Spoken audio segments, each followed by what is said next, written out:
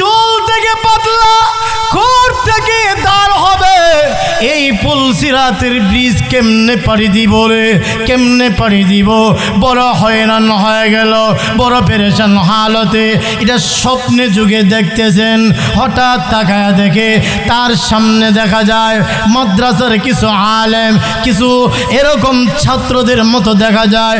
একটু আগায়া গেলে পড়ে তাকায়া দেখে এই ছাত্র, এই আলেমদের কাফেলা থেকে একটা ছাত্র একটু পেছনের দিকে আছে। ছাত্রটার দিকে তাকায়া দেখে, ওই ছেলেটার দিকে তাকায়া দেখে এটা যেন তার মাদ্রাসার ওই হাফিজে কোরআন, যেই হাফিজে কোরআন তাকে দুনিয়াতে বিকৃত করে ফজা চাচা বলে বলছিল, নামটা বিকৃত করি না, একে চিনতে পারছে। আরে বাবা, আমার একটু সহযোগিতা কর। আজকের এই হাসরের মাঠে এই পুলসিরাতের ব্রিজে আমার বড় পেরেশানি লাগছে, একটু আমাকে সঙ্গে নিয়ে যাও। ওই ছাত্রটা ডাক দিয়া বলে, চাচা আসেন আমাদের সাথে।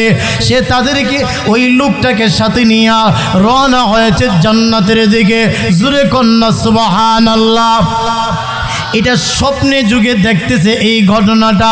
ওই ফজা চাচা সকালবেলায় ঘুম থেকে ওঠার পরে কি দেখলাম, কি দেখলাম রে, আমি কি দেখলাম?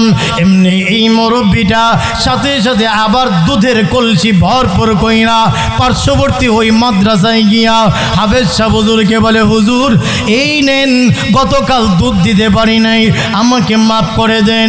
আর আপনার মাদ্রাসার ছাত্রদের মধ্যে অমুক নামের ছাত্রটা কোথায়? ছাত্রটাকে ডাকা হলো। তার জড়ায়া ধরে বলে, বাবা, এ বাবা আয়, আমি তো স্বপ্নে এই দেখেছি। বাবারে, আমি যদি আটকা পড়ে যাই, আমাকে ফজা চাচা বইলা বইলা আল্লাহর ওই হাসরের মাঠে আমাকে ওই পুলসিরাতের ব্রিজটা তোরা পার করে দিস। আল্লাহু আকবার। হুয়াল্লাযী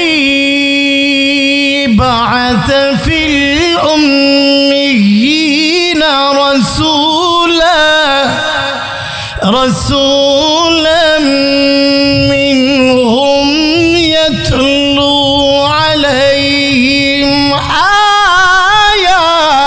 আয়াতি।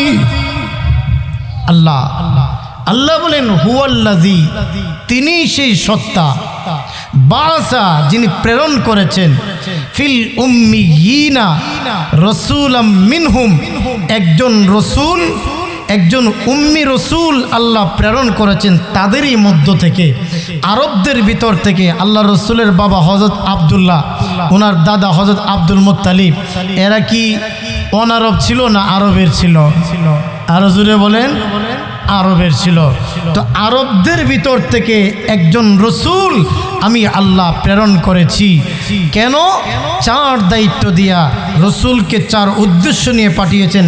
1 নম্বরের উদ্দেশ্য, 1 নম্বরের দায়িত্ব রসুল আগমনের, সেটা হলো ইয়াতলু আলাইহিম আয়াতি, আল্লাহর কোরআনের তিলাওয়াত মানুষের কাছে তুলে ধরবে। সুবহানাল্লাহ। কি বলরামপুর আছে? বুঝে থাকলে বলুন। রসুল যে এসেছেন 4 দায়িত্ব নিয়ে, এর মধ্য থেকে প্রথম দায়িত্ব কি? আল্লাহর কোরআনের তিলাওয়াত সর্বত্র মানুষের কাছে তুলে ধরা, তিলাওয়াত শোনানো, এটা 1 নম্বরের কাজ। আমি যদি ভুল বলি, আমার ডানে বামে অনেক উলামায়ে কেরাম, যোগ্য উলামায়ে কেরাম, আমারে আপনারা এখান থেকে শুধরাই দেবেন, আমি কান ধরে শুধরিয়ে নিব এখান থেকে যদি ভুল বলি। উলামায়ে কেরাম স্টেজে থাকার উদ্দেশ্য হলো বক্তা যদি কোনো ভুল করে ওনারা যেন ধরায় দেয়। কথা বুঝতে পারছেন? এই জন্যই সভাপতি রাখলে উলামায়ে কেরামরে রাখবেন। যাই হোক, রসুলের প্রথম দায়িত্ব আল্লাহর কোরআনের তিলাওয়াত মানুষের কাছে তুলে ধরেন।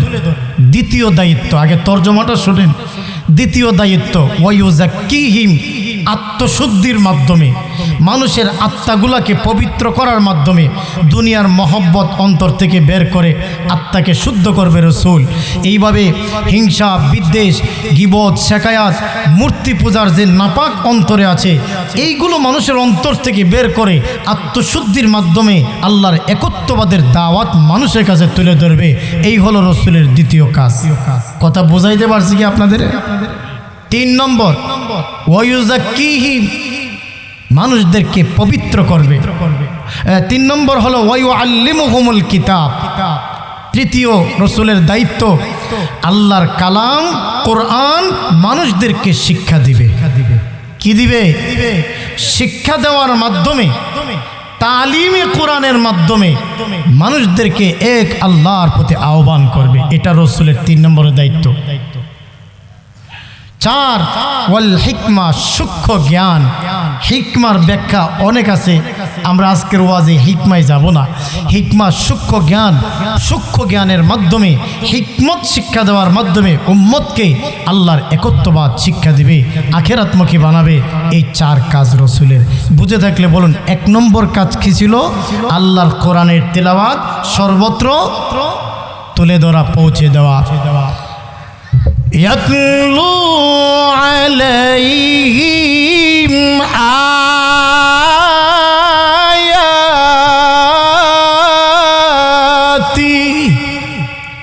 রসুল তিনি, ওনার কাজ হলো মানুষের কাছে আল্লাহর তিলাওয়াত তুলে ধরা। এই জন্য মক্কার অলিতে গলিতে, হাটে বাজারের, রাস্তার মোড়ে মোড়ে এমন কোনো জায়গা বাকি নাই যেখানে আল্লাহর রসুল মানুষদেরকে আল্লাহর কোরআনের তিলাওয়াত করে শোনাই নাই। আল্লাহু আকবার। রসুলের যে দায়িত্ব, এটা যে নবীজির দায়িত্ব, তিলাওয়াত মানুষের কাছে পৌঁছাবে। রাহমাতুল লিল আলামিন, নবীজির কাজ, দায়িত্ব যে দুইটা, যে মহান আল্লাহর কালামের তিলাওয়াত মানুষদের কাছে তুলে ধরা, মানুষদেরকে আল্লাহর কালাম শোনানো, এটা হলো নবীজির প্রথম দায়িত্ব, প্রথম কাজ। তাই আমার নবী, আপনার নবী রাহমাতুল লিল আলামিন, আরবের এমন কোনো জায়গা বাকি নাই যেখানে আল্লাহর নবী আল্লাহর কালাম তিলাওয়াত শোনাই নাই। কাবা ঘরের চত্বরের পাশে হযরতে আবু বকর সিদ্দিক রাদিয়াল্লাহু আনহুকে নিয়ে নবীজি বসা আছেন, আল্লাহর কালাম তিলাওয়াত করতেছেন। নবীজি কোনো একটা সূরা নবীজি তিলাওয়াত করতেছেন, অথবা যে কোনো জায়গা থেকে কোনো আল্লাহর কালাম তিনি তিলাওয়াত করতেছেন কাবা ঘরের চত্বরে। ইয়াসিন ওয়াল কুরআনিল হাকীম ইন্নাকা লামিনাল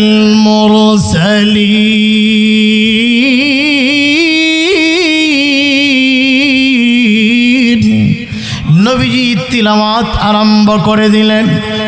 অপর দিক থেকে রাহমাতুল লিল আলামিন যখন তিলাওয়াত করতেন, নবীজির তিলাওয়াতের আওয়াজ অনেক দূরে যাইত।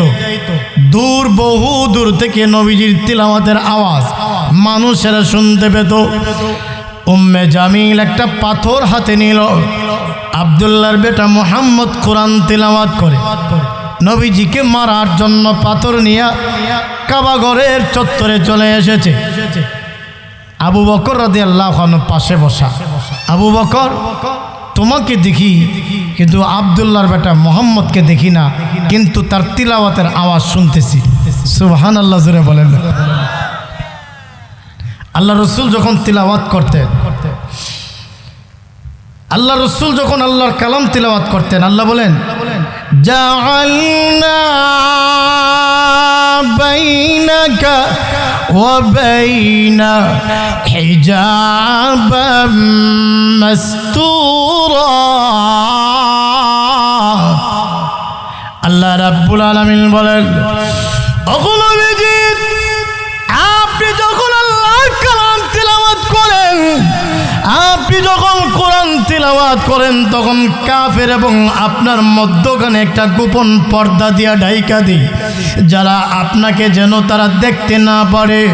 রাহমাতুল লিল আলামিন নবীজি কালামের তেলাওয়াত যখন করতেন অনেক সময় কাফেররা নবীজিকে দেখতে পাইতো না, কিন্তু রসুল কিন্তু কাছে আছেন।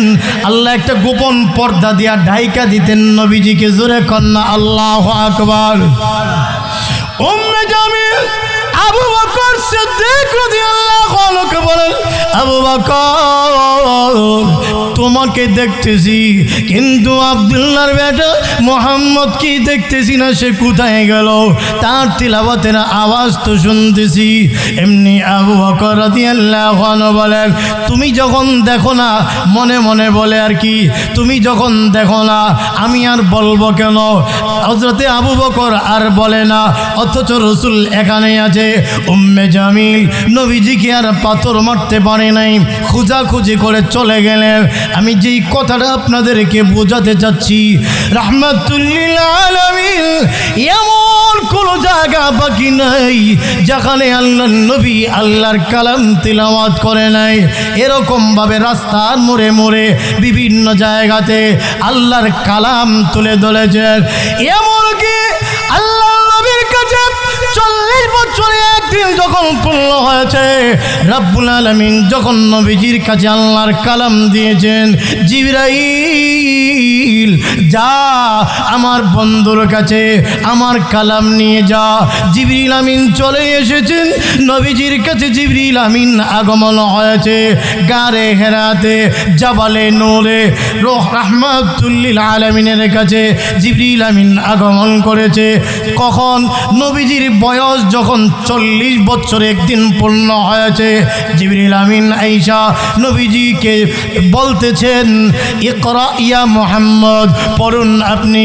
এইভাবে যখন বলেছেন, রাহমাতুল লিল আলামিন বলেন, জিবরাইল মা আনা বিকারিন, আমি পড়তে জানি না রে। নবীজি যখন বলেন আমি পড়তে জানি না, 3 বার বলার পরে সজোরে নবীজিকে বুকের সঙ্গে চাপ দিয়া এরপরে ছেড়ে দিলেন। জিবরিল আমিন এরপরে পড়তে লাগলেন, ইকরা বিসমি রাব্বিকাল্লাযী খালাক, খালাকাল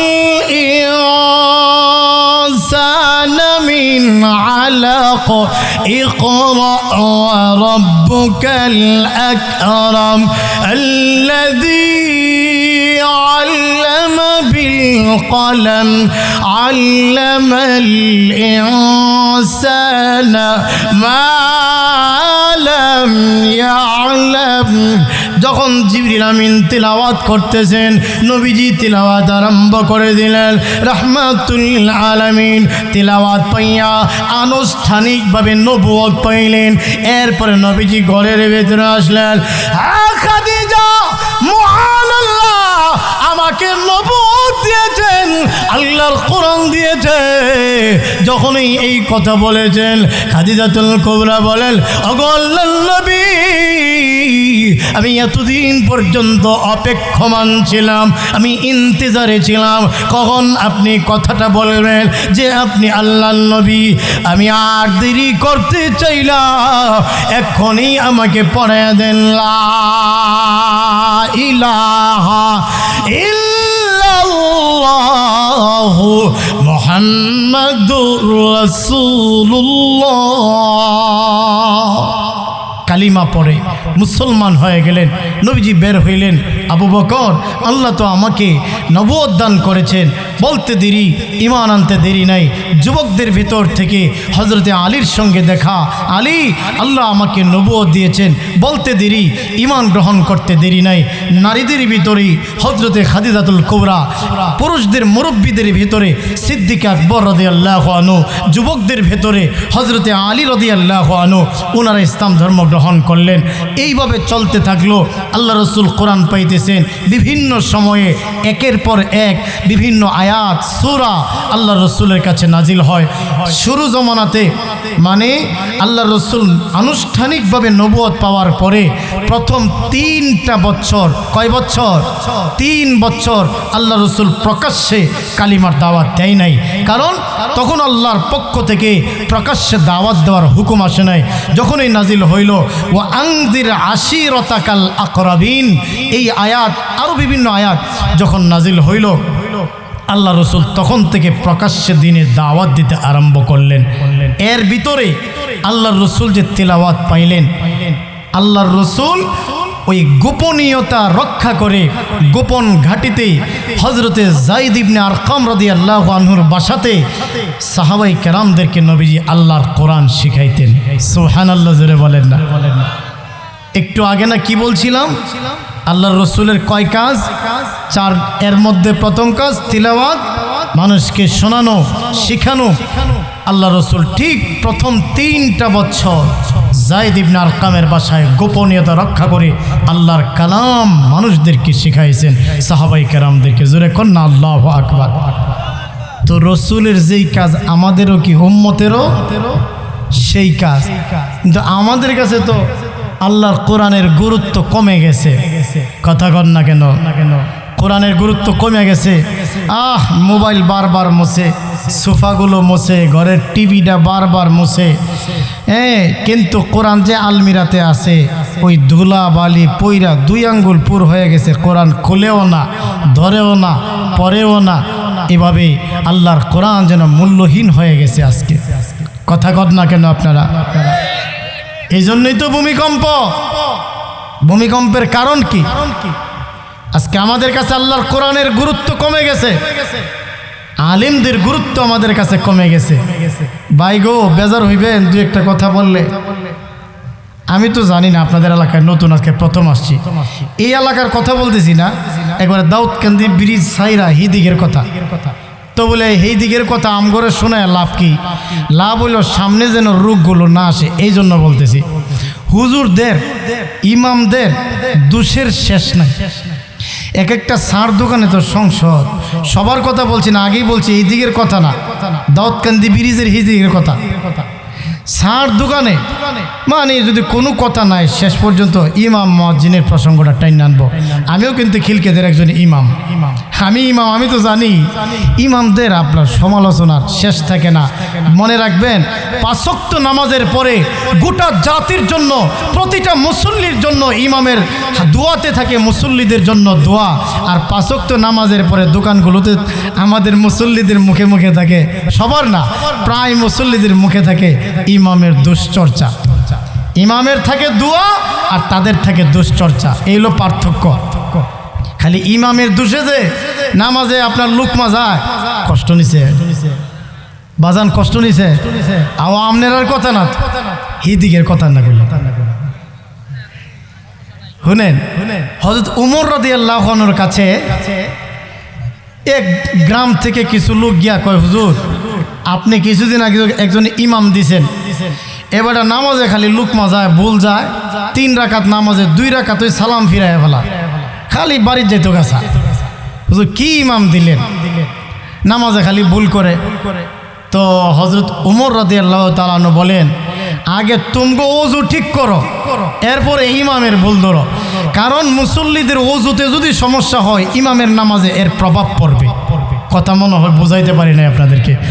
কারো ওযুতে যদি সমস্যা হয় মুসল্লিদের, কারো ওযু হইল না, ওযুর ফরজ ঠিকঠাক করে না, বা ওযু করতে গিয়া সে ঠিকঠাক ফরজ অঙ্গ ভালো করে ধুইল না, ওযুতে সমস্যা থাকলে এর প্রভাব ইমামের উপরে পর্যন্ত গিয়া পড়ে। আমি এটা বলছি না একচাটিয়া মুসল্লিদের দোষ, অনেক সময় ইমামেরও 2-একটা ভুল হয়। আমরা যে একেবারে ফেরেশতা তা না বাবজান, আপনাদের সন্তানের মতো আমরা, কারো ভাইয়ের মতো আমরা। আপনার ছেলে যদি ইমাম হইতো, আপনার ভাই যদি ইমাম হইতো, তার যদি 2-একটা ভুল হইতো, আপনি কি এটা ধরতেন? বাধ্যটা আমগো সন্তান, আমগো এলাকার। কথা কন, আরো জোরে কন, ঠিক না বেঠিক? তো যে বাবা সাইরা, মা সাইরা, পরিবার সাইরা, এলাকা বাড়িঘর সাইরা আপনার এলাকায় থাকে, যে সব সাইরা এইভাবে থাকতেছে, কষ্ট করতেছে, প্রত্যেকটা 5 ওয়াক্ত নামাজের পরে আপনাদের জন্য দোয়া, আপনার কি একটু বিবেকে বাঁধে না? আপনি যে তার ব্যাপারে বিভিন্ন কথা বলেন, আবার মনে রাখেন জানাজার সময় এই ইমামই চোখের পানি ছেড়ে আপনার জন্য দোয়া করবে, আপনার লাশটা কবরে নামাবে, আপনি চলে যাবেন। ওই যে আপনার ঘরে একটু খানা খাওয়াইছেন, একদিন মহব্বত করছেন, কসম করে বলছি আল্লাহর, আমি তো একজন ইমাম, আমি জানি আমার যেই সকল মুসল্লিরা একটু হইলেও মহব্বত করছে, আমি বিশেষভাবে নাম নিয়ে তাদের জন্য দোয়া করি। ঠিক প্রত্যেকটা ইমাম ওই মুসল্লিদের জন্য তাদের সবসময় বিশেষ দোয়ায় স্মরণ করে মুসল্লিদেরকে। তাই আমরা আলেমদেরকে মহব্বত করবো তো ইনশাআল্লাহ, আরো জোরে কোন করবো তো ইনশাআল্লাহ। আল্লাহ কবুল করেন। নাও আপনার মন অনেক ভালো, আপনারা বড় মনের, বুঝতে পারছি, আল্লাহ কবুল করেন। যে কথা বলতেছিলাম, রাহমাতুল লিল আলামিন, এমন কোন জায়গা বাকি নাই যেখানে নবীজি আল্লাহর কালামের তিলাওয়াত তুলে ধরে নাই। নবীজির দায়িত্ব হলো মহান আল্লাহর কালামের তিলাওয়াত তুলে ধরা। আজকে কোরআনের গুরুত্ব আমাদের কাছে কমে যাওয়ার কারণে এই যে মুসিবত, আল্লাহর পক্ষ থেকে অনেক সময় গজব আসে, গজবের ফেরেশতারা গজব নিয়ে আগমন করে, বিভিন্ন এলাকাতে গজবের ফেরেশতারা আগমন করে। যখন আয়েশা দেখে এলাকাতে কোনো মাদ্রাসা আছে কিংবা কোনো প্রতিবন্ধী আছে, কোনো বিকলাঙ্গ অবলা নারীরা আছে, আল্লাহর কাছে ডাক দিয়ে বলেন, প্রভু গো,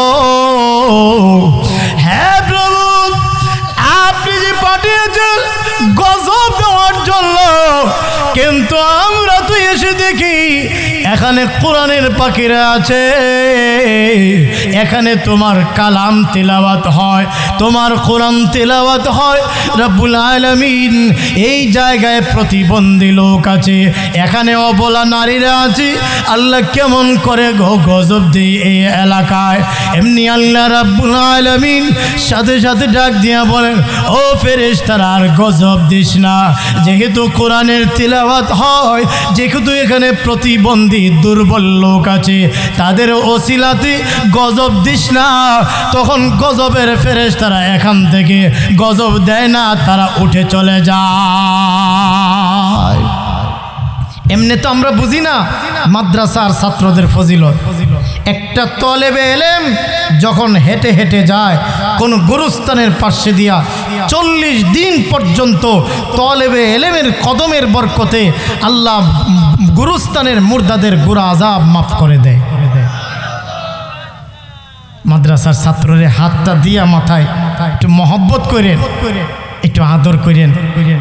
কোন ইতিম বাচ্চার মাথায় হাত বোলায়া দোয়া করে দিলে রসুল বলেন, যেই পরিমাণের চুল আপনার হাতের মুঠে পড়বে, এই চুল পরিমাণের সওয়াব আল্লাহ আপনার আমল নামায় দান করবে।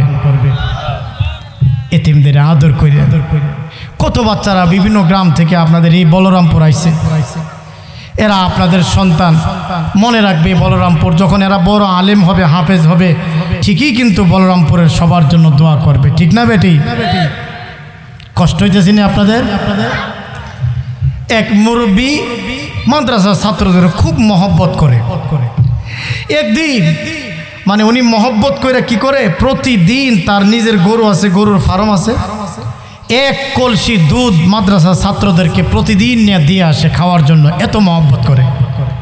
একদিন দুধ নিয়ে গেছে, যায় দেখে হুজুর নাই মাদ্রাসায়, হেফজুখানার ছাত্র, হুজুর না থাকলে একরকম, আর হুজুর থাকলে তো একদম ফেরেশতা, আর হুজুর না থাকলে না বুঝবেন একটু মাঝে মধ্যে মিনি কিয়ামত যায়, আবার পরে এরাই বড় বড় অলি হয়।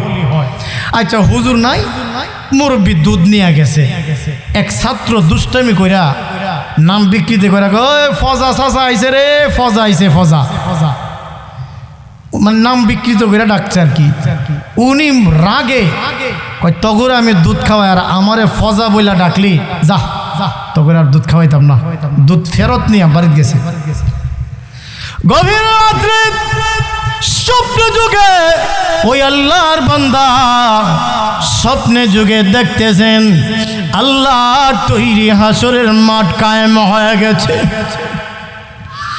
এমনকি দেখা যায় হাসরের মাঠে পুলসিরাতের ব্রিজ পাড়ি দিতে হয়, কোন কোন মানুষেরা দ্রুত গতিতে আগায়া যায়, আর উনিও ফুলসিরাতের ব্রিজ পানি দিবে, কিন্তু হয়রান পেরেশান কি করে এখন এই লম্বা ফুলসিরাতের ব্রিজ পানি দিব রে।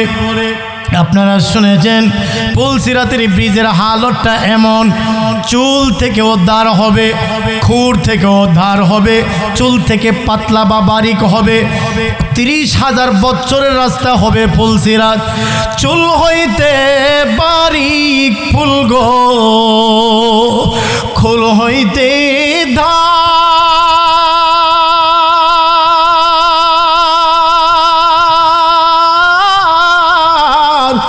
লম্বা হইতে আছে ফুল গো 30,000। মুমিন বান্দা চলে যাবে চোখের ইশারা,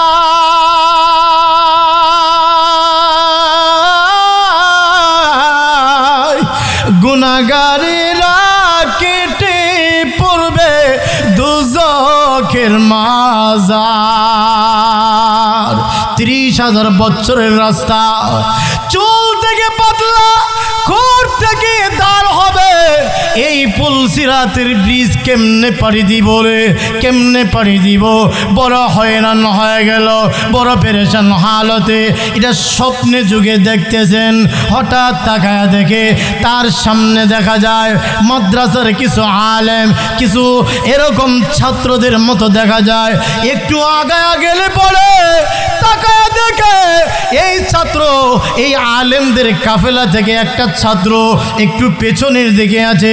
ছাত্রটার দিকে তাকায়া দেখে, ওই ছেলেটার দিকে তাকায়া দেখে এটা যেন তার মাদ্রাসার ওই হাফিজে কোরআন, যেই হাফিজে কোরআন তাকে দুনিয়াতে বিকৃত করে ফজা চাচা বলে বলছিল, নামটা বিকৃত করি না, একে চিনতে পারছে।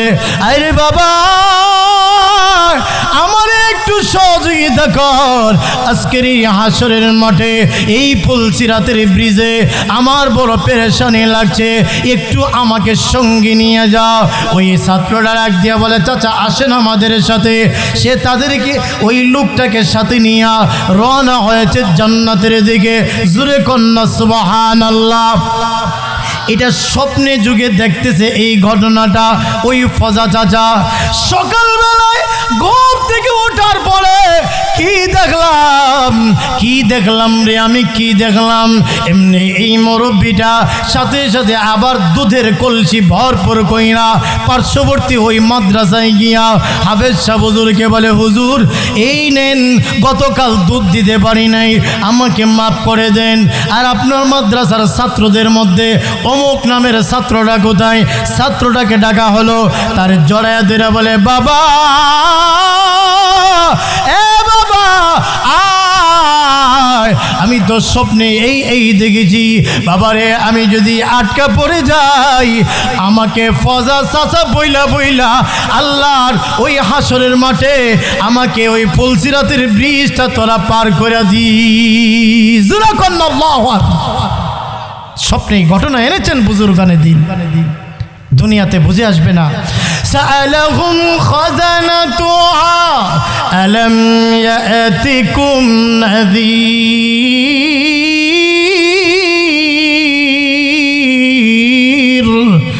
আল্লাহ রাব্বুল আলামিন বলেন, কিয়ামতের দিনে জাহান্নামের পারে যখন লোকজন উপস্থিত হবে তো জাহান্নামীদেরকে জিজ্ঞাসা করা হবে, সাআলাহুম প্রশ্ন করা হবে, আলাম ইয়াতিকুম নাযীর, কোন ভীতি প্রদর্শনকারী কি তোমাদের কাছে যায়নি?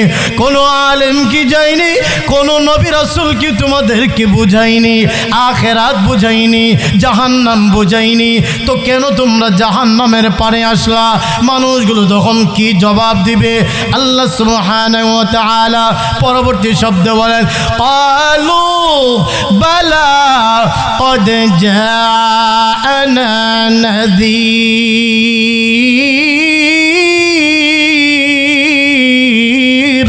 হা গিয়েছিল, বালা হা গিয়েছিল, ফাকাযযাবনা, আমরা আলেমদের কথা মিথ্যা প্রতিপন্ন করেছি, আমরা মোল্লাদের কথা মিথ্যা প্রতিপন্ন করেছি, নবী রাসূলদেরকে মানি নাই। সতর্কবাণী আমরা শুনি নাই, আমরা আলেমদের কথাগুলো মানি নাই। আলেমরা আমাদেরকে বলতো বক্স বাজায়ও না, ডেক্সেট বাজায়ও না, 16 ফেব্রুয়ারি বিজয় দিবস, এটা শুকরিয়া আদায় করার দিবস, কারণ বিজয় অর্জন হয় আল্লাহর রহমতে।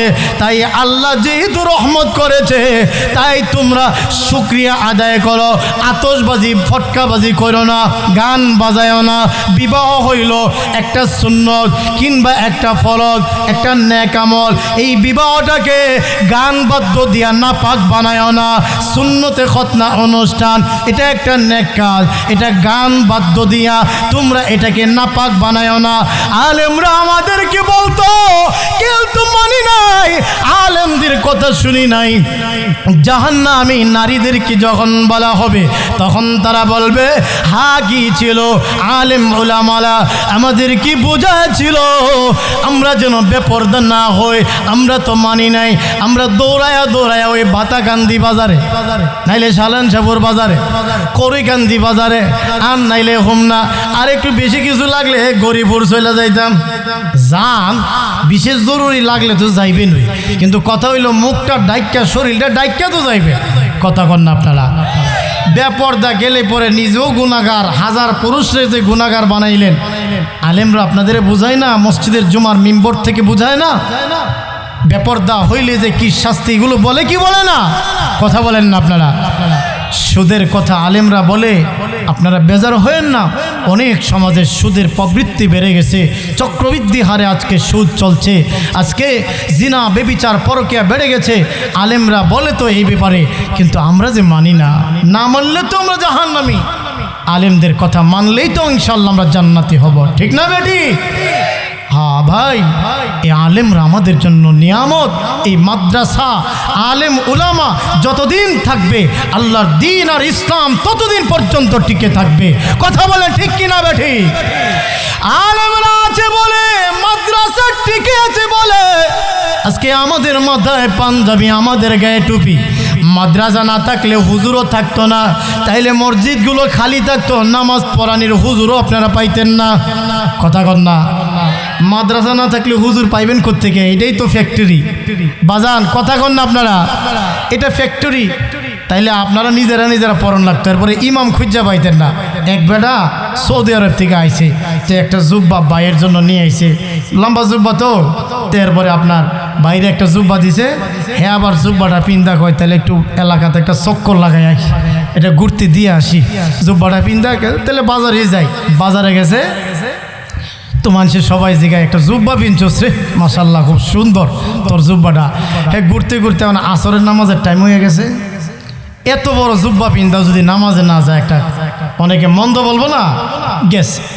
আগে তো আর মসজিদ এমন পাক্কা ছিল না, এত টাইলসের মসজিদ আসিল না, বাঙ্গা সাঙ্গা টিনের বেড়া। তো গেছে আসরের নামাজে, মসজিদে ইমাম নাই। ইমাম যখন নাই, এবার ও গেছে মসজিদের ভিতরে, গেছে পরে হুজুর নামাজ পড়ান। এবার নতুন জুব্বা পিন্ধা গেছে, মানুষে ভাবছে যে লম্বা জুব্বা নামাজের উপযুক্ত, এবার হুজুর নামাজ পড়ান। তো উনি কয় জুব্বা ভাই সাহেবের। হারে মিয়া, জুব্বা তোমার বাইরে হয়েছে তো কি হয়েছে, নামাজ পড়াও। তো হ্যাঁ, বিভিন্নভাবে বুঝাইতেছে, কিন্তু কেউ বুঝতে রাজি না। আরেকজনে কয় যারা বড় জোর, এরা আসলে সহজে যাইতে চায় না, জোর করে দেওয়ান লাগে, বাস হেরে জোর করে নিয়া ইমামতির দাঁড় করাই দিছে। আচ্ছা, আসরের নামাজ তো কেরাত জুড়ে পড়ন লাগে না, আসতে। কথা কন না আপনারা? আচ্ছা, এবার নিয়া দিছে। হে আপনার রুকু দিয়া সিজদাত গিয়া মাথা আলগি দিয়া দেখে কোনো দিকে নিয়ে যাইবার একটা সুরত আছে। এরপরে সিজদাত ফালাইয়া বাঙ্গা বেড়া কোনো রকম আপনার হামাগুড়ি দিয়া বাইরে হয়ে গেছে। আর হেরা যে 3 বার সুবহান রাব্বিল আলা, সুবহান রাব্বিল আলা, 5 বার, 9 বার, 13 বার। হুজুর তো আর ওঠে না, হুজুর তো সিজদা থেকে ওঠে না। দুষ্ট থাকে না, একজন মাথা আলগি দিয়া দেখে ইমাম নাই। হেই মিয়া, তোমরা নামাজে আসো, হুজুরই নাই, ইমামই নাই। তখন তারা সব তুইটা সেটা কইল যে এবার কামটা কি করলো? হে এক জায়গায় গিয়ে লুকায়া বসে ধরছে তারে, এই কাম কেন করলা? সিজদাত ফালাইয়া তুমি চইলা গেলা। বলে তোমরা কইছি না জুব্বা আমার ভাইয়ের, আরে জুব্বা তোমার বাইরে এসেতে কি হয়েছে? আরে মিয়া আমি আসলে হুজুর না, আসলে আমি সূরা কেরাত পারি না। জুব্বাটা পিন্দা আইছিলাম বাজারে একটা চক্কর দেওয়ার জন্য, মসজিদে গেছি আর তোমরা জোর করে আমার ইমামতি দিয়ে দিছ। তা আমি পরের রাখাতে কি পড়বো সেটাই তো আমি জানি না। তো যদি মাদ্রাসা না থাকতো, আলেম ওলামা না থাকতো, এই দশাই দল লইলে সিজদায় ফালাইয়া তারপরে যাইতো গা ইমাম। ঠিক না বেঠি? এই দশা ধরতো। তাহলে এবার বলেন মাদ্রাসা আলেম ওলামার দরকার আছে না নাই? আমার কলেজার টুকরা প্রাণের দরদার বলরামপুরবাসী, অগতিতাসবাসী আমার, আল্লাহর কালাম যতদিন চলবে, আল্লাহর কালামের শিক্ষা আর তালিম যতদিন সমাজে চলবে, এই সমাজে আল্লাহর রহমত বরকত ততদিন নাজিল হতে থাকবে। মাদ্রাসা যতদিন থাকবে, আল্লাহর কালামের তিলাওয়াতের বরকত ততদিন পাইতে থাকবে। কারণ কোরআনের সাথে কোনো গ্রামের সম্পর্ক যদি হয়ে যায়, ওই গ্রামের দাম মহান আল্লাহর কাছে বেড়ে যায়। যেমন লক্ষ্য করে দেখেন, ফেরেশতাদের ভিতরে সবচেয়ে দামি ফেরেশতার নাম হলো জিবরিল আমিন। জিবরিলের দাম এত বেশি, এর কারণ হলো জিবরিল আমিন আমাদের নবীজির কাছে কোরআন নিয়ে আগমন করতেন। কোরআনের সাথে জিবরিলের সম্পর্ক বেশি হওয়ার কারণে জিবরিলের সম্মান সমস্ত ফেরেশতাদের ঊর্ধ্বে আল্লাহ বাড়ায়া দিয়েছে। সবচেয়ে ইজ্জত বেশি জিবরাইলের। আবার জাবালে নূর গারে হেরাতে, গারে হেরার দাম আল্লাহর কাছে, জগৎবাসীর কাছে বেশি। কারণ এই জায়গার দাম এত বেশি কেন? এই গারে হেরাতে আল্লাহ কোরআন নাজিল করেছেন। ঠিক না বেটি? ঠিক তো ধ্রুব। পৃথিবীতে দুইটা শহরের দাম আল্লাহর কাছে সবচেয়ে বেশি, মক্কা এবং মদিনা। এর কারণ হলো মক্কা মদিনাতে যেই পরিমাণের আল্লাহর কোরআন নাজিল হয়েছে, অন্য কোন শহরে এত পরিমাণের কোরআন নাজিল হয় নাই। মক্কা মদিনার দাম বিভিন্ন কারণে আল্লাহর কাছে বেশি। এর মধ্য থেকে একটা কারণ হলো এই মক্কা মদিনায় সবচেয়ে বেশি আল্লাহর কোরআন নাজিল হয়েছে। এই জন্য মক্কা মদিনার দাম মহান আল্লাহর কাছে বেড়ে গেছে, জগৎবাসীর কাছে বেড়ে গেছে। আমার দরদিরা, এই জন্য কোনো গ্রামে যদি মাদ্রাসা হয়, কোরআনের লোকে যদি আল্লাহ বাড়ায়া দেয়, 100 টাকার একটা রেহাল একটা কাঠের সম্পর্ক হওয়ার কারণে বেড়ে যেতে পারে, তাহলে কোনো মানুষের সম্পর্ক যদি আল্লাহর কোরআনের সাথে হয়, বলেন না মানুষের দাম বাড়বে কি বাড়বে না? একটা কাঠের দাম যদি বাড়তে পারে, তাহলে আশরাফুল মাখলুকাত যদি কোরআনের সাথে সম্পর্ক হয়, তার দাম বাড়বে না? অবশ্যই বেড়ে যাবে। আমার কলিজার টুকরারা, 3 জিনিস নাম মাদ্রাসা। এক দল পড়ে, আরেক দল পড়ায়, পড়ানোর ব্যবস্থাপনা করে। এই 3 দল মিলে হইল মাদ্রাসা। এক দল পড়ে, আরেক দল পড়ায়, আর পড়ানোর ব্যবস্থাপনা যারা করে দেয়, এই 3 দল মিলে হইল মাদ্রাসা। অনেকে বলে হুজুরা তো লিল্লাহ খা, হুজুর হচ্ছে লিল্লাহ, এটা বইলা থাকে। অথচ আল্লাহ কি বলেন? লিল্লাহি মাফিস সামাওয়াতি ওয়াল আরদ, আকাশও লিল্লাহ, জমিনও লিল্লাহ, আসমান জমিনের মধ্যখানে যা আছে সবই লিল্লাহ। তাহলে খালি হুজুররা লিল্লাহ না আমরা সবাই লিল্লাহ? কথা কন না আপনারা? সবাই লিল্লাহ, এটা আল্লাহর কথা। লিল্লাহি মাফিস সামাওয়াতি ওয়াল আরদ, আসমান জমিন এই দুভয়ের মধ্যখানে যা আছে সবই লিল্লাহ, সবই আল্লাহর জন্য। তাইলে খালি হুজুরও লিল্লাহ না, সবই লিল্লাহ। আমার দরদিরা, মাদ্রাসা এটা আপনাদের বিশেষ ফসল। এর বরকতে আল্লাহ আপনাদেরকে ধনী বানাইয়া দিবে ইনশাআল্লাহ। যে গ্রামগুলোতে মাদ্রাসা হয়েছে, আমি বাস্তব কথা বলছি, আমরা দেখেছি ওই মহল্লার ওই গ্রামের মানুষগুলোকে আল্লাহ পাক আস্তে আস্তে ধনী বানাইয়া দিয়েছে। এর কারণ কোরআনের একটা বরকত আছে না নাই? এই বরকত আল্লাহ ধনী বানাইয়া দেয়। আঁকড়ে ধরেন, মজবুত করে ধরেন, শক্ত করে আল্লাহর কোরআনকে আপনারা ধরেন। কোরআনের সাথে সম্পর্ক হইলে, কোরআন শিখলে, শিখাইলে, শেখানোর ব্যবস্থাপনা করে দিলে আল্লাহ তাদের ইজ্জত বাড়াইয়া দেয়। দেখেন সাহাবাই কেরামের কি পরিবর্তন আসছে কোরআনের মাধ্যমে। আরবের সমাজ যে পরিবর্তন হয়েছে আল্লাহ রসুল কোরআনের মাধ্যমে করেছেন। হযরত উমরের ঘটনা আপনারা জানেন না? একজন আয়েশা বলে, উমর একবারে আপনার খোলা তরবারি নাঙ্গা তরবারি নিয়ে হাঁটতেছে। উমর কই যান? বলে মোহাম্মদের মাথা আনতে যাই। ওরে মিয়া, তোমার ঘরের খবর নিছনি? তোমার বোন একজন ফাতেমা হইল আল্লাহ রসুলের মেয়ে, আবার হযরত উমরের একজন বোনের নামও ছিল ফাতেমা। তো তোমার বোন যে ফাতেমা আর তোমার ভগ্নিপতি খাব্বাব, তোমার ভগ্নিপতি, সে তারা দুইজনে ইসলাম ধর্ম গ্রহণ করছে। তুমি মোহাম্মদের মাথা আনতে যাওয়ার নিজের ঘরের খবর নাই। রাগটা এমন বাড়ছে, যেই রাগ আল্লাহর রসুলের প্রতি ছিল, এই রাগ বোন আর ভগ্নিপতির প্রতি গেছে। খোলা তরবারি নিয়ে গিয়া বোনের দরজায় থাপ্পড় দিছে, দরজা খোল। বোন তো বুঝতে পারছে আমার ভাই ওমর চলে আসছে, হাইরে আমার অবস্থা খারাপ করে ফেলাইব, কিন্তু দরজা না খুললেও তো মুসিবত। দরজা খুলছে। এই তোরা কি করছিলি? বাহির থেকে শুনছি তোরা কোরআন পড়ছিলি, কেন তোরা ইসলাম বুঝি গ্রহণ করছ? হযরত ফাতেমা মানে উমরের বোন বলে, হ্যাঁ, বলতে কোনো বাধা নাই, আমরা ঈমান গ্রহণ করছি। জোরে কন্যা আল্লাহু আকবার। ফাতেমা, মুহাম্মদের ধর্ম তোমরা গ্রহণ করেছো, এটা কোনোভাবেই মেনে নেওয়া যায় না। এই কথা বলে মারপিট শুরু করে দিলেন। আঘাতের পর আঘাত জাজরা করে দিয়েছে, শরীরটা রক্তাক্ত বানিয়ে দিয়েছে হযরতে ওমরের বোনকে। তখনও কিন্তু ওমর মুসলমান হয় নাই। ওমর রাদিয়াল্লাহু আনহু এত জোরে তার বোনকে যখন মারতে থাকলো, কিন্তু ওনার বোন তখন ডাক দিয়ে বলেন, আরে ওমর, মারতে পারো, শহীদ করে দিতে পারো, তবুও আমি আল্লাহর দিন ছাড়ব না। আমি মরে যাব, আমি শহীদ হয়ে যাব, তবুও আমি আল্লাহর দিন ছাড়ব না। এত করে যখন মারে, কিন্তু তার বোন ঈমান ছাড়ে না। এক পর্যায়ে ওমরের দিলটা আল্লাহ নরম করে দিয়েছে। হযরতে ওমর তখন বলতেছে, একটু নরম সুরে বলেন, কি পড়ছিলি তোরা? কোন কিতাব পড়তেছিলে? একটু আমাকে দে, আমাকে একটু শোনা। হযরত ফাতেমা স্পষ্ট বুঝতে পেরেছেন আল্লাহ রাব্বুল আলামিন মনে হয় তাকে হেদায়েত দান করবে।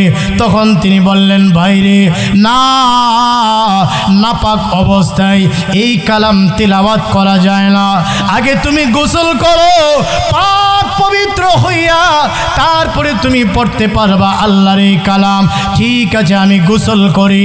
তিনি গোসল করলেন, পবিত্র হইলেন। এরপরে উনি আসলেন ঘরের ভিতরে, আর হযরতে ফাতেমাকে এবং ওনার স্বামীকে, যিনি কোরআন শিখাইতেছিলেন, ওনার নাম হলো খাব্বাব ইবনে আরাত রাদিয়াল্লাহু আনহু। উনি এক জায়গায় আত্মগোপনে ছিলেন, সেখান থেকে তিনি বের হয়ে আসলেন। হ্যাঁ ওমর, আমি আল্লাহর কালাম তাদেরকে শিখাচ্ছিলাম, আমি খাব্বাব ইবনে আরাত, আমি তাদেরকে তিলাওয়াত শিখাইতেছিলাম। ওগো খাব্বাব, আমাকে একটু তিলাওয়াত শুনান, আমি মহান আল্লাহর কোরআন তিলাওয়াত শুনতে চাই। আপনারা যে কালাম তিলাওয়াত করেছিলেন, আমাকে একটু শোনান। তো ওনারা আল্লাহর কালাম তিলাওয়াত করতে থাকলেন। সূরাতুত তাহা ওনাকে তিলাওয়াত শিখাইতেছিলেন। তাহা মা আনজালনা আলাইকাল কুরআনা লিতাশকা। আল্লাহর কালাম তিলাওয়াত করতেছেন। তিলাওয়াত করতে করতে ওই আয়াত পর্যন্ত যখন গেলেন, ইন্নানি আনা আল্লাহ,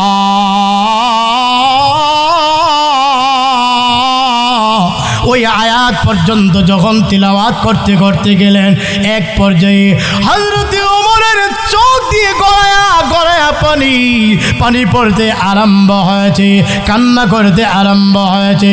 হযরত ফাতেমা বলেন, ওগো ওমর, কেন আপনি কান্না করেন? বলে, কান্নার কারণ হলো তোরা যে তিলাওয়াত করতেছো, আমার দিলের ভিতরে যেন ভূমিকম্প আরম্ভ হয়ে গেছে, আমার অন্তর পরিবর্তন চলে এসেছে।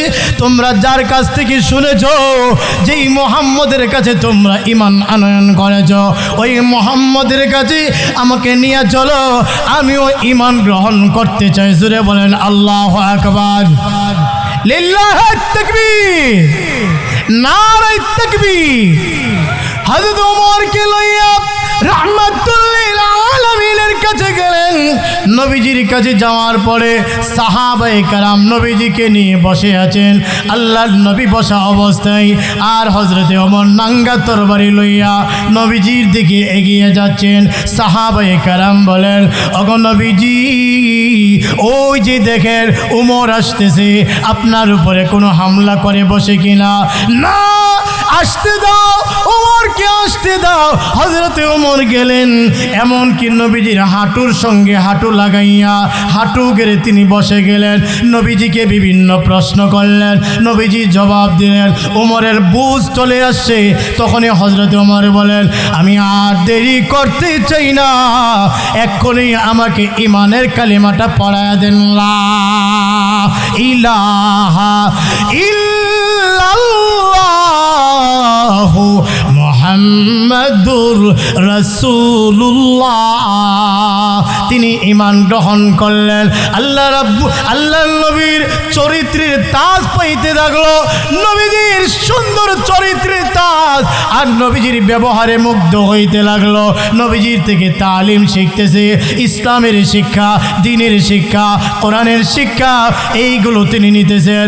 যেই ওমরের একটা সময় কোনো দাম ছিল না, ইজ্জত ছিল না সমাজের ভিতরে, হযরত ওমর রাদিয়াল্লাহু আনহু আল্লাহ তাআলা কোরআনের বরকতে এবং রসুলের তাজের চরিত্রের তাজের বরকতে এই ওমরের দাম এত বেড়ে গেল। একটা পর্যায়ে আপনারা জানেন এই ওমর একটা সময় ইসলামের দ্বিতীয় খলিফা, ঠিক কি না?